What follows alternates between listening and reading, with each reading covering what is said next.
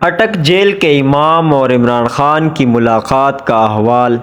امام صاحب فرماتے ہیں، میں نے اپنی زندگی میں ایسا توکل اور تقوی والا شخص پہلی بار دیکھا ہے۔ یہ میری پہلی ملاقات تھی، کیونکہ میری ڈیوٹی ہے تو ہر قیدی کو تبلیغ کرنا میرے پیشے میں شامل ہے۔ سو جب میں داخل ہوا تو طویل قامت شخص تصانیف کا خلاصہ فرما رہا تھا۔ برنگی کشمیری آنکھیں عطسائی اور چہرہ پر نور۔ میں نے سلام کیا اور حال احوال پوچھا۔ تبادلہ خیال ہوا اور میں نے چند احادیث نظر کیں۔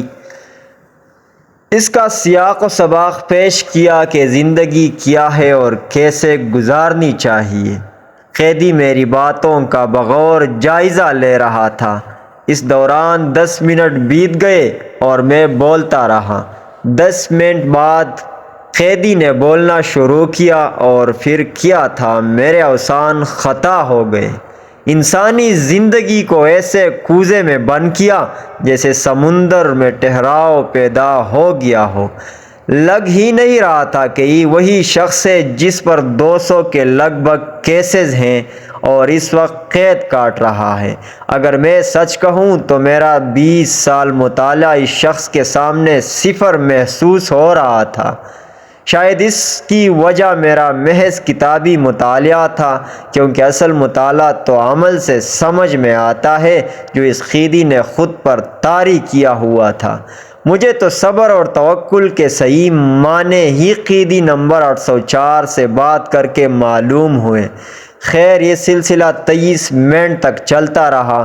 میں گہری سوچ میں پڑتا جا رہا تھا کہ کیسے یہ عمل قیدی میں آن پہنچا۔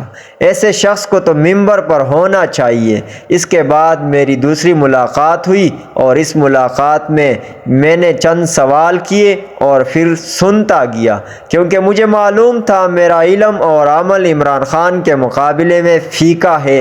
میرا کام ہی جیل میں آنے والے قیدیوں کو تبلیغ کرنا، اور یہ سلسلہ پچھلے 17 سال سے جاری ہے، لیکن مجھے عمران خان نے اپنا مرید بنا لیا۔ میری دعا ہے کہ عمران خان کو اللہ پاک اس کے نیک عملوں میں کامیاب فرمائے۔ یہ ملاقات اٹک جیل کے عالم و امام اور عمران خان کے درمیان رہی۔ تحریر حفیظ اللہ نیازی۔ عمران خان کا شدید نقاد اور مخالف۔ والسلام، خدا حافظ۔